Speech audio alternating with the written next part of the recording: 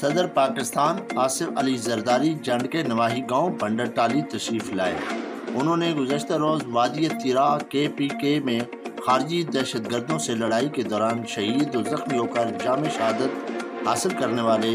عزیر محمود ملک شہید کو خراج تحسین پیش کیا